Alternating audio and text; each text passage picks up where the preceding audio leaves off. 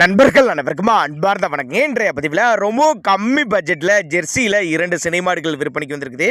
2 மாடுகளுமே நல்ல தரமான மாடுகள், கறவை கேரண்டி சொல்லி கொடுக்கக்கூடிய மாடுகள், கம்மி பட்ஜெட்டில் விற்பனைக்கு வந்திருக்குது. ஒன்று செம்புத்து கலருங்க, இன்னொன்று செவலை அப்படின்னு தான் சொல்லியிருக்காங்க.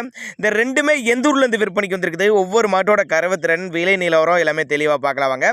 அதுக்கு முன்னாடி நம்ம சேனலை சப்ஸ்கிரைப் பண்ணிட்டு இந்த வீடியோவை ஸ்கிப் பண்ணாமல் கடைசி வரலுமே பாருங்கள். முதலாவதாக பார்க்கக்கூடிய மாடு இந்த செம்புத்து கலர் மாட்டை பார்க்கலாம் வாங்க. மாடு 2ஆம் மீத்துன்னு சொல்லியிருக்காங்க. பல் வந்து கடைப்பலுங்க. மாடு வந்து 9 மாதம் சினியா இருக்குது. இந்த கண்ணு போட ஒரு 15 நாட்கள் பக்கம் பிடிக்குங்க. ஒரு 13-14 லிட்டர் கறவை சொல்லி கொடுக்கலாம் அப்படின்னா நம்மளோட விற்பனையால் தெரிஞ்சுக்க. அப்படி டிரான்ஸ்போர்ட்டை பற்றி பயப்படாதீங்க, தமிழ்நாடு பூரா அரேஞ்ச் பண்ணி கொடுத்துடலாம். நம்ம இரண்டாவதாக பார்க்கக்கூடிய மாடு செவலையில், அது வந்து 3ஆம் மீத்து மாடுங்க. 9 மாதம் சினியா இருக்குது. அது கண்ணு போட இன்னும் ஒரு வாரம் எடுத்துங்க. அது ஒரு 12-13 லிட்டர் கறவை சொல்லி கொடுக்கலாம் அப்படின்னா நம்மளோட விற்பனையால் தெரிஞ்சுக்காடி. மாடு நல்ல தெளிவான மாடு, நல்லவே ஒரு மேய்ச்சர் முறையில் வளர்க்கப்பட்ட மாடு, எல்லா கிளைமேட்டு கொண்டு போன அடா பண்ணிக்கும். மாடுகள் ரெண்டுமே விற்பனைக்கு வந்திருக்க இடம்னு பார்த்தீங்கன்னா சேலம் மாவட்டத்திலேருந்து விற்பனைக்கு வந்திருக்குது.